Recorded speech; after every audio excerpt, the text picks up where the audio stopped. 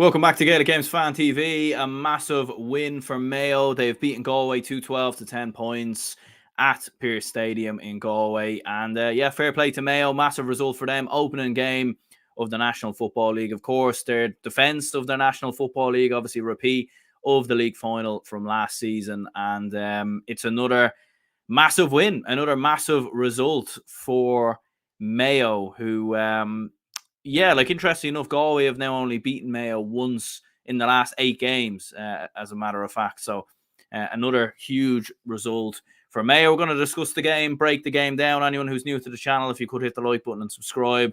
We'll be doing a match reaction straight after the Tyrone-Roscommon game as well.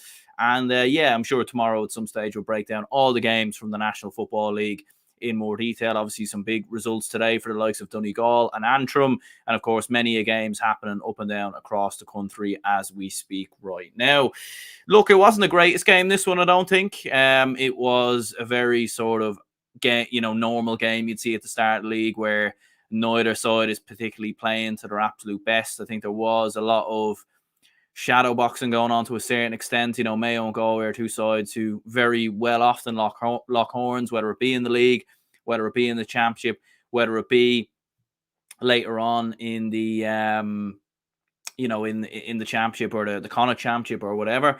So it's two sides that are very familiar with each other. But I think Mayo started the stronger. They were sharper. They were quicker. They looked more up for it. And, it was very sort of vintage Mayo in many ways in the opening first half, where once again, like in previous years, you would see runners from deep in terms of Paddy Durkin, in terms of Owen McLaughlin. That's what we've got used to seeing with Mayo for as much as I've been following Gaelic football. Really, that's what Mayo have always done, and they did that again. And they reap the rewards from it. Owen McLaughlin gets a goal. Paddy Durkin was very good as well, getting on the score sheet. Aidan O'Shea was absolutely brilliant, being sort of the link man, being the man who was playing the passes on for other people to get scores. And again, it was, if you had watched any of Mayo's games in the league last year, and then this game was right next, let's say, it looked very like the Mayo of last year. And is that, some people might say, well, Mayo of last year looked like this in the league, and then it eventually, they burnt out and ran out of steam by the time the All-Ireland quarterfinals came around. So, it is an interesting one, really, with Mayo. You can't, and even with Galway as well, opening day of the league, you can't really judge too much into it. But at the same time, I think Mayo fans will be will obviously be happier. They'll obviously be much, much happier. And actually, one thing I did like about Mayo was that when they went down to 14 men and they managed that game really well, I thought, during that period where Ryan O'Donoghue got black-hearted. They managed the game very, very well. They kept the ball for, large parts, just took the sting out of Galway.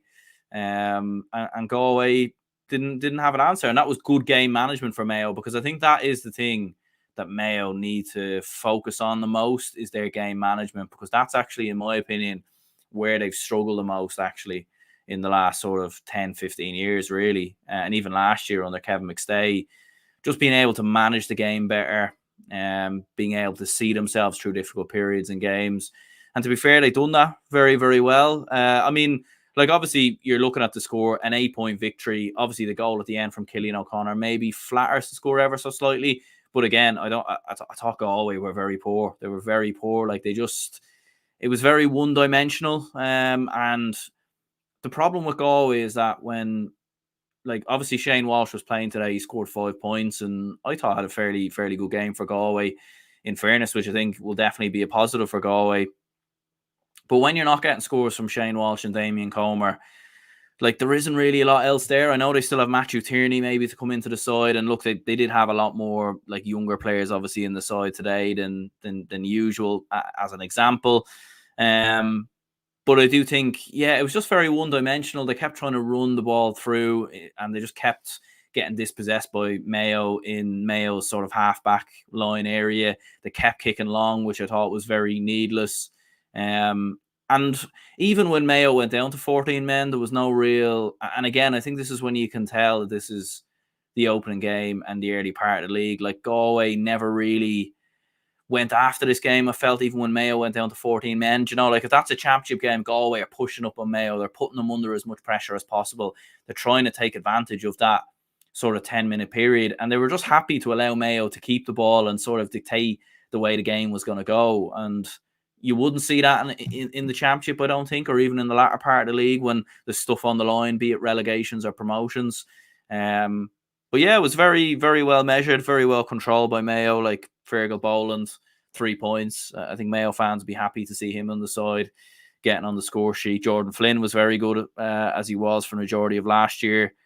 Paul Towie with 2 points, and Cillian O'Connor coming off the bench, you know, could be a very big impact player in fairness. We'll go through some comments here. Gaelic Guy, big up to everyone in the chat, says a deserved victory for Mayo. Yeah, look, absolutely. Galway are completely overrated, says Tom. I wouldn't go as far as that, to be honest. Look, you know, Donegal beat Kerry in the opening day of the league last year.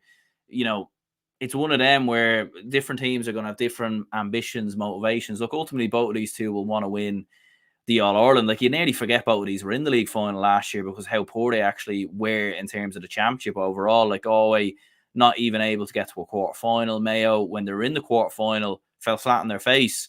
But look, there is pressure on Galway most certainly to deliver, I think, under Pádraig Joyce. I think if Galway don't progress this year, I think they probably will look to bring a different manager in. And I think Galway's record against Mayo under Pádraig Joyce has to be questioned as well. You know, 1 win in 8 games, 6 defeats in there. His only win versus Mayo came in the Connacht Championship in 2022. So Galway and Pádraig Joyce definitely do need to start finding an act to beat Mayo, because look, it goes without saying, if you can't beat your biggest rivals within your province, then at the end of the day, you're not going to go as far as you want to go in the championship, in fairness. But look, it is early days. Galway still have a lot of younger players to come into the side. A lot of players obviously playing Sigerson. You would expect Damien Comer to, I suppose, gradually get back to his best. Like they still have Paul Conroy and players like that to come in. So look, it's not the end of the world. Positive will be for Galway to see Kieran Malloy back as well. But look, Mayo were very good. Mayo did what Mayo do, and maybe the suggestion, I don't think they were at their best. Mayo, you know, they were very comfortable in the game. I don't think either side were at their best, but yeah. Dylan says Boland, Flynn, Durkin, very good. Yeah, they were all very good in fairness. Gaelic Guy says Galway were very poor, even when the wind was helping them. Yeah, they just struggled really to create many meaningful opportunities or chances. And Mayo just really controlled the game. The moment Mayo went in front, you know, Mayo just controlled the game really from then on in. You know, that moment when Owen McLaughlin gets the goal from the 11th minute, Mayo have something to defend after that. And they were very composed. And look, you give Mayo's defence a lot of credit, like Sam Callanan, Jack Coyne, David McBride, Rory Brickenden. It's obviously been a defence that's had a lot of change in the last couple of years. And they did very well. They did very well defensively, in fairness.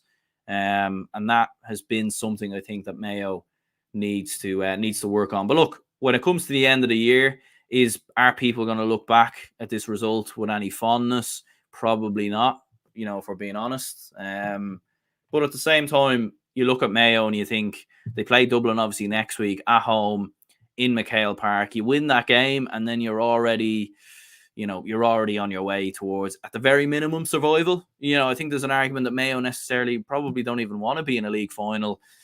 I think, anyway, at least Mayo fans would think that, considering, you know, how strong they've gone in the league in the last couple of years, or how far they've gone in the league, and the amount of games has sort of caught up with them. But who knows? Maybe Kevin McStay thinks differently, and maybe Mayo are going all out to try and win. I mean, look, it probably wasn't Mayo's best team, but look, it was very, very close. Like, you had Ryan O'Donoghue, Tommy Conroy, Aidan O'Shea, Jack Carney, Jordan Flynn. You know, maybe you've got Jeremy O'Connor to come in, but overall it was about as close to Mayo's best team as you can get. And yeah, like, maybe that was a bit of a surprise, in fairness. But fair play to Mayo. Massive win, massive result for them.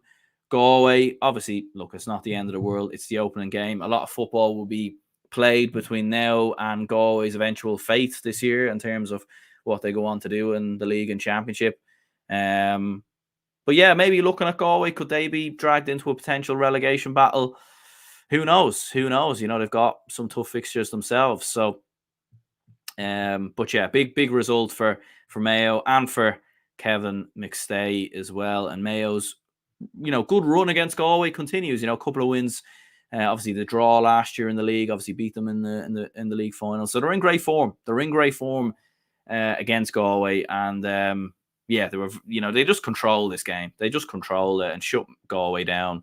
Didn't give Galway any of a chance to come back into it. But yeah, let me know your thoughts on the game, your opinions in the comments down below. I'll be tuning into the Tyrone Roscommon game now, and hopefully we get a better game, because this was like a little bit drab, and obviously the conditions as well probably played a part in that, in fairness.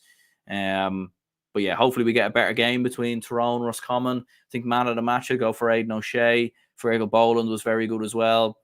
I think Mayo's full back line, you could pick out anyone there. I thought they were very good. And Shane Walsh had a good game for Galway, in fairness, albeit like the majority of his points were from frees, you could say. So maybe didn't score a significant amount from play. But considering, he carried Galway's forwards on his back, didn't he? So, but there we go. Yeah, let me know your opinions, your thoughts in the comments down below. Hit the like button, subscribe if you haven't already, and I'll speak to you all soon.